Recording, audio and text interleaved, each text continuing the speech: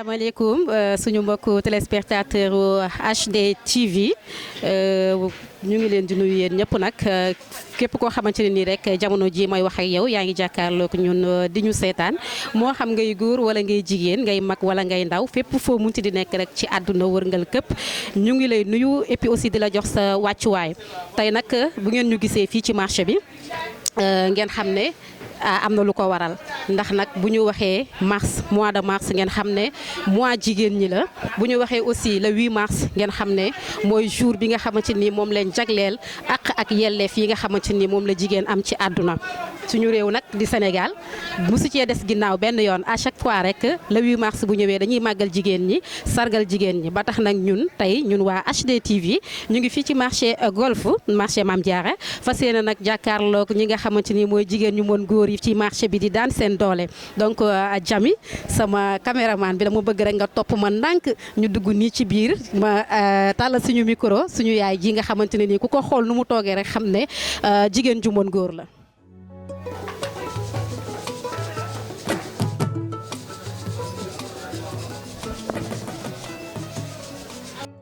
voilà donc maman salaamaaleykum nuyu nañu la ñun waa HD TV. maaleykum salaam sama doom maa ngi leen di fay di leen nuyu ci seen tur ak seen sant. maman tur bi naka la.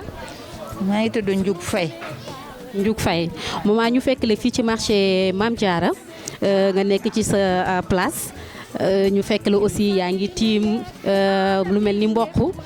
tey nekk journée de la femme ñu jagleel ko jigéen ñi. ñu ñëw nag franchement fekk fii jigéen boo xamante ni defe naa ne jaratul sax ñuy laajte noo toogee ci réew mi ndax ku gis liggéey bi li ngay njëkk a xalaat mooy liggéeyu góor yow nga ñëw nekk ci marché bi di liggéey bu demee nii mais avant ñuy dugg ci liggéey bi li ñuy njëkk a laajte rek maanaam yow journée de la femme maman yow lan nga ci sentir ak lan nga ciy wax sa mbokku jigéen ñi. sama mbokku jigéen yi maa ngi leen di nuyu seen ñoom ñëpp si seen tur ak seen sant. di leen xamal ne rek journée bi dañ ko war a respecter parce que suñu journée la ma leen di wax ñuy góorgóorlu xanaa sax àdduna day dox parce que 8 mars mosuñoo fekk ñu toog nii sax di liggéey jour boobu dañ ko doon tànn uniquement pour dajaloo def suñu mbooloo jigéen dox ba fa ñu war a taxaw ñu nekk fa exposer suñu bagage ñaxtu def suñu warugal yëpp. C'est la première fois ñu liggéey journée de la femme. D'accord kon donc c'est la première fois ngeen nekk journée de la femme fii ci marché bi mais d'habitude da leen daan fekk ngeen di wane seen bopp di wane seen i produits wane seen i liggéey. D'accord maman ku wax jigéenu Sénégal wax jàmbaaram ku wax jigéenu Sénégal wax jom ju ci moom ku wax aussi tamit jigéenu Sénégal wax respect bi mu am ci boppam ba tax na tey jii maman ñu fekk la fii ngay liggéey ñu bëggoon a xam tey liggéey bi ngay liggéey nii ana lan moo ko waral ak njëriñ liñ ci gis daal ba tax nga jàpp ci lu ko waral. loolu kontaan naa si bu baax parce que dama ko yàgg a def ñun suñu programme bi dafa taxawoon. Enda Grave du ma wax mukk te tudduma seen tur parce que ONG bu baax la léegi ñoom ñoo ñu formé woon defal ñu formation jëlal ñu suñu du Laurent Diène léegi kooku moo ñu encadré woon ci kantanu ak mën-mënu Emmanuel Ndione ñu nekk Enda Grave am fa suñu pas-pas jàng alphabétisation bi bu mu jeexee bu muy dem ba jeex ñu ne ñoom ñu waxtaan xoolaat ñu ne jigéen yi nag. comme jigéen nga koy doxloo di ko jàngaloo alphabétisation te amul dara lu mu jàpp ñu ne lan la ñu war a def mu jiital ñu dem ci groupement bu nekk ñu laaj ko lu muy def booba la ñu taxawal lii classe bi ma kontaan ci lool parce que classe bi ma jàngaloon xam nga moom maa jëloon classe su séeréer bi ñu defal leen formation ba ñu demee ci classe boobu jigéen yi ñu ne céréale locale la ñuy def. fekk dañ ko mosoon a gis fee Arafat Grand Yoff ku koy def ñu ne leen luy céréale locale lii ñu dañ koo samp dañ koo sanc ci Ndakaaru ak Sénégal yëpp lan mooy céréale locale ñu ne di defar cere ak caakri di jaay yaa ngi dégg ñu def commencé de groupement bi ñu dem ba xam nga kattan day jeex jigéen yu bari rocceeku ma ne man de lii du mënatuma kaa bàyyi parce que sama temps yëpp def naa ko ci ci loolu laa jóge ñëw fii teg samay machine comme mënoon naa liggéey bi may defar cere caakri araw sànqal teg ñoom tam vraiment kii yu ñu tasuñu woon tas bi mooy lan suñu président dafa décédé woon bi mu décédé presque ñëpp mu tas ñii ñu ngi Grand Arafat ba tey ñii toxu Tëngéej ñii am na sax ñu toxu ba Mbuur lii moo ma ber mais mosuma bëgg a beru parce que jigéen moo tax mu ma gisee comme ni ngeen mel nii rek bu ma gisee jigéen buy góorgóorlu di liggéey dama koy gën a ñaax mu def lu baax góorgóorlu parce que góor ñi nag vraiment dañoo def ba sonn de bañuñu bañuñu de c'est que def yi tam ñun tam dañoo war a jël suñu doole suñu kantanu bopp ñu def comme ñoom waaw moo waral émancipation bi ñuy génnee ci digg mi ngi noonu suñu maman dégg ngeen ko mu wax nag lu am solo franchement nee na ndax moom bu gisee sax jigéen boo xamante ne nii day daan dooleem day fier ci moom kontaan ci moom mu lay wan rek ni que moom suñu yaay ji toog jigéen ju mën góor la xamul tëdd xamul toog aussi di tàllal loxo pour nit ñi ñoo jox ko moo tax ba bu gisee koo xamante ne nii jigéen la ngay xale wala ngay mag di daan sa doole di bay sa waar moom day kontaan ci yow donc maman ñu liggéey bi ngay def nii kon formation la boo xamante ni def nga ko génn ci ñëw fii ubbi fi sa place bopp di ci liggéey mën nañu xam maman maanaam liggéey bi depuis nga ubbi sa place bopp yow ban heure ngay faral di jóg produit yi nan nga koy amee ak nan nga koy fexe ba transformer ko ba nit ñi am ci loo xamante ni dina leen jariñ à base de la machine xam nga machine bi pour soq bële day soq bi ci ginnaaw day soq bii day wal léegi boo bëggee defar sànqalu mboq da ngay soq gar ko lay ko bees sebet weer ba mu wowaat comme lii par exemple dafa jaar ci ndox mi ba pare ñu sebet ko ba mu wow léegi comme wow na ci laa koy kii nag sachet ut ay sa jënd sachet ko. yow ban heure ngay xëy fii presque ay 7h 8h parce que mag mënul teel a jóg 7h 8h. 7h 8h voilà 7h 8h nga fi nekk. ko jagleel comme nii rek xam nga ñun dañu féex am na ñoo xam ne ñu ngi ci biir kër yi nag te defuñu dara de mais dañuy toog ba 6h ci ngoon 7h man tam bëgguma leen bàyyi ndax xam naa ne rek jigéen lañu comme man ah bëgg leen jàppale rek def may jaral ma toog fii léeg-léeg sax ma julli fii timis pour rek satisfaire tout le monde parce que c'est l'essentiel. voilà ñu gis ne aussi tamit ci njàmbaarteem rek moom suñu yaay ji nee naa leen gis ngeen ko nii mi ngi ci mboq mi di defar defe naa ne lii aussi ku ko xool ku nekk xam ne ci céréales yi la bokk muy mboq maman lii aussi defe naa ne ci sa liggéey la bokk muy araw. waaw muy caakiri. caakiri cere araw sànqal yëpp dama koy defar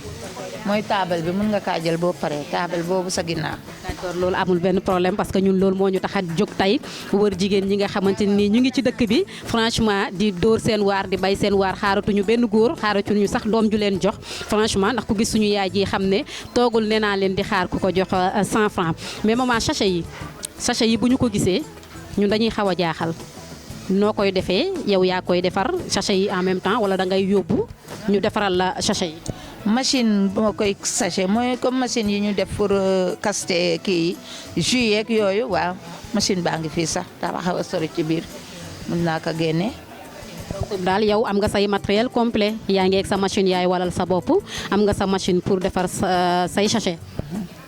waaw machine pour defar sachet yi damay jënd sachet xottu mbuus yi laay jënd waaw mais waaw kay waaw machine bee koy képp. d'accord mais maman ñu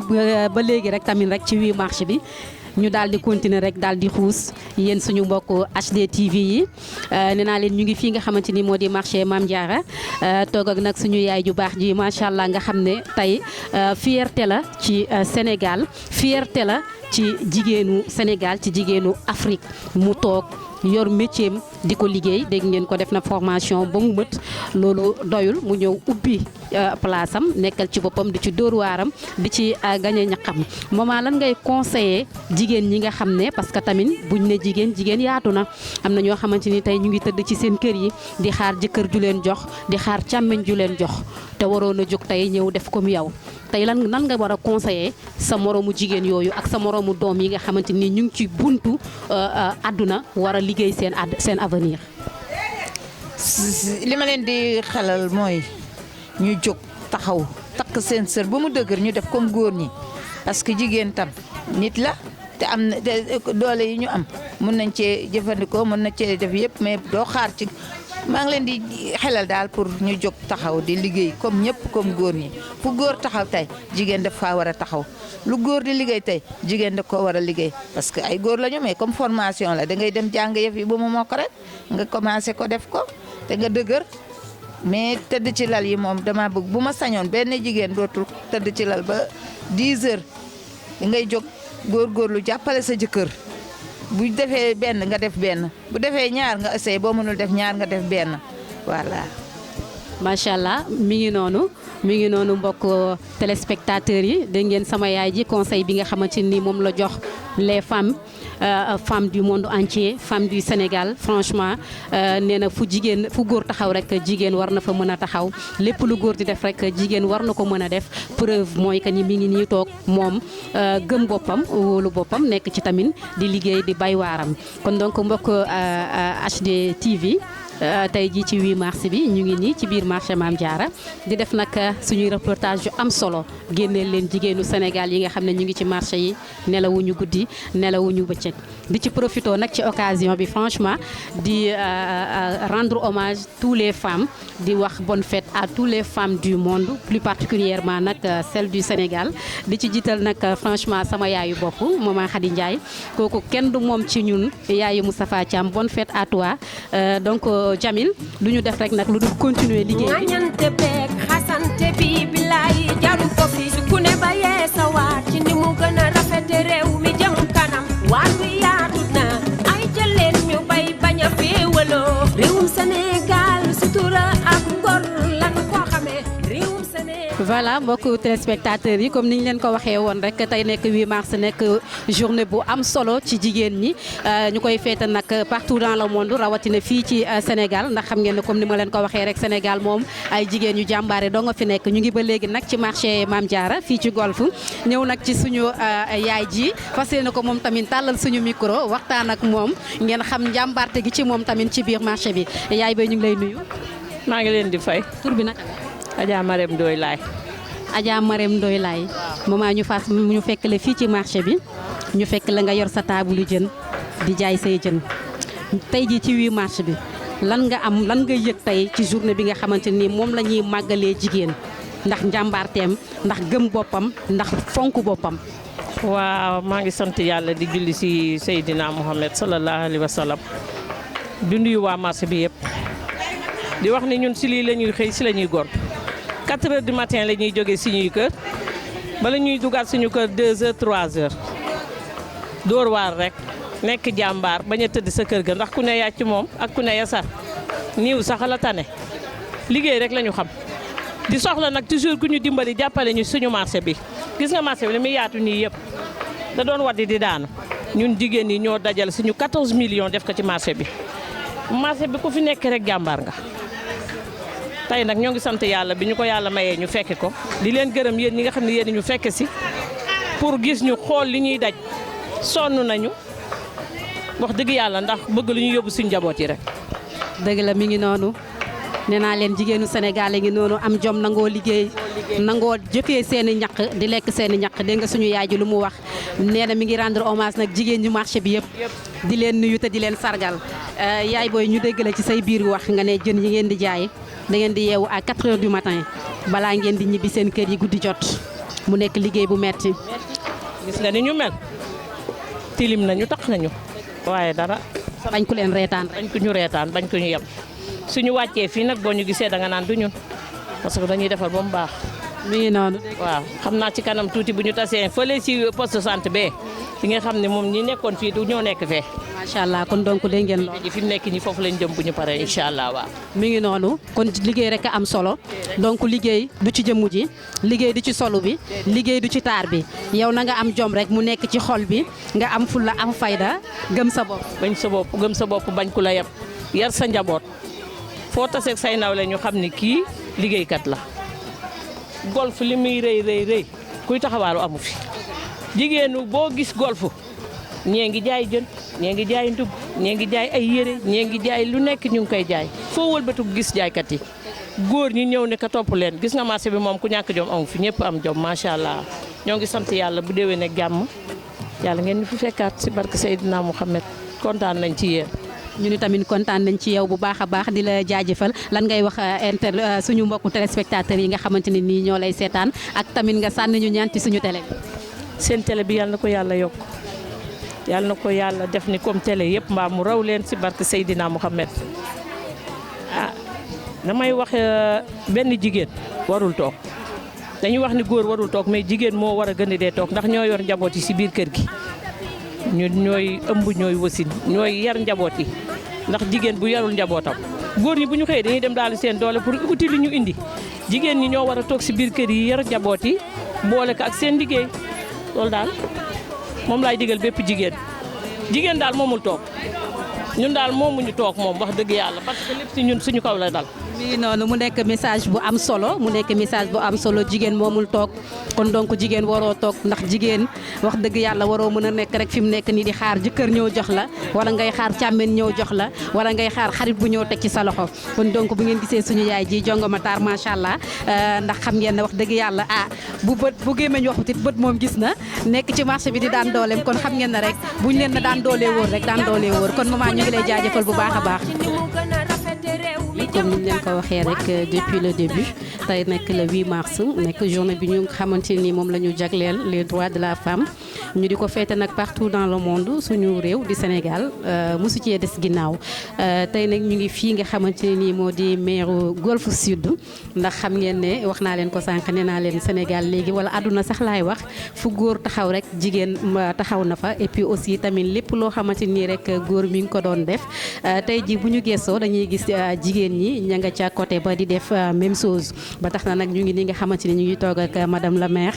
ku ne xam na ne franchement en matière de politique en matière de maire ou député du genre affaire yooyu liñ ci daan gën a taamu mooy góor léegi nag ñu dem ba nga xamante ni jigéen ñi xar nañ seen tànk tubéy gis ne franchement lépp lu góor di def rek jigéen war na ko mën a def rawatina jigéenu Sénégal maire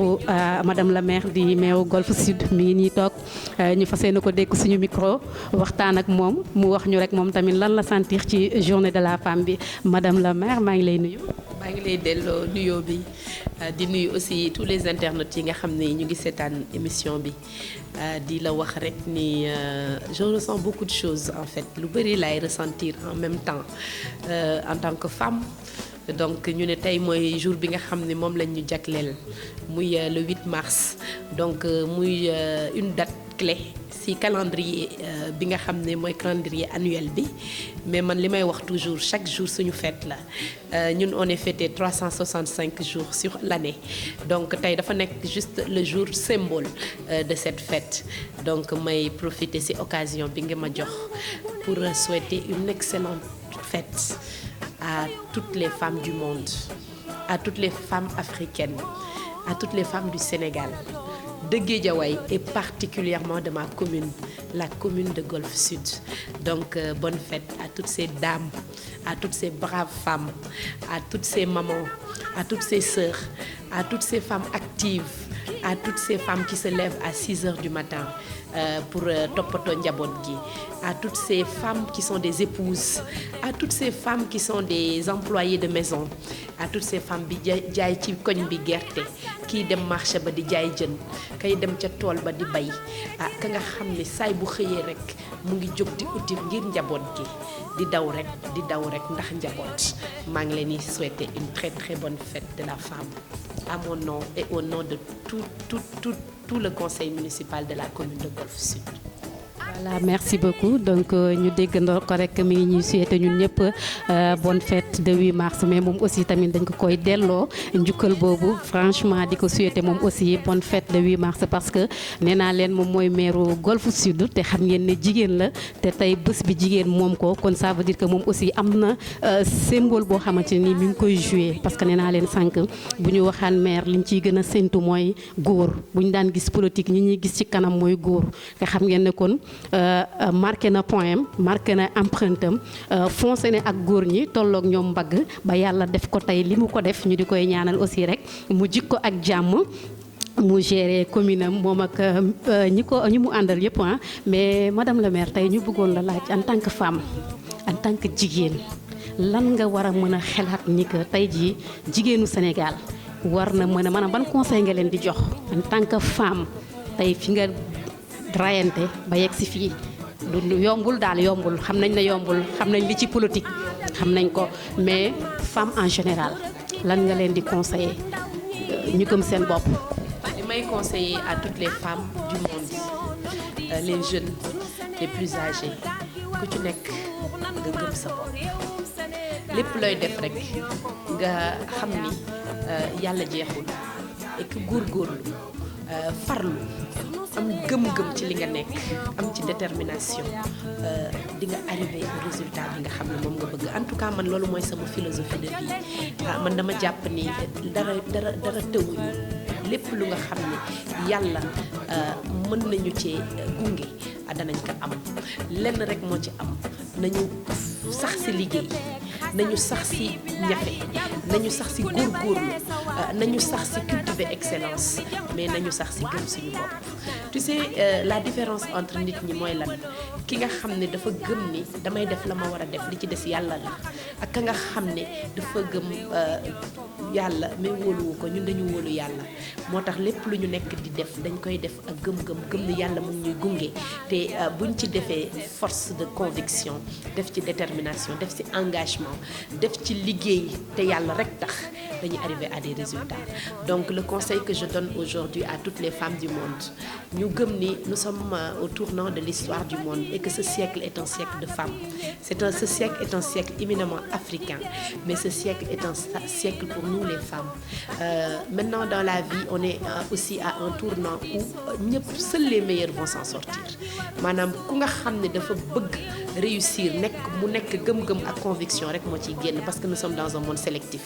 Donc en tant que femme nañu cultiver ces valeurs qui sont le travail, la conviction, gëm suñu bopp, avancer, avoir des objectifs, avoir des projets et aller à l'assaut des responsabilités ndax buñ ko daw yàlla moo ñu jëkk a sargal ndax ñun ñooy magasin yàlla. La vie passe par nous, l'éducation des enfants passe par nous, les familles sont entre nos mains, la société en général ci suñu loxo la ko yàlla teg. kon ñun yàlla moo ñu teral lenn rek moo ñu dese tey ñu gëm ni suñu gëmee dara danañ arriver au résultat que nous voulons. En tout cas moi c'est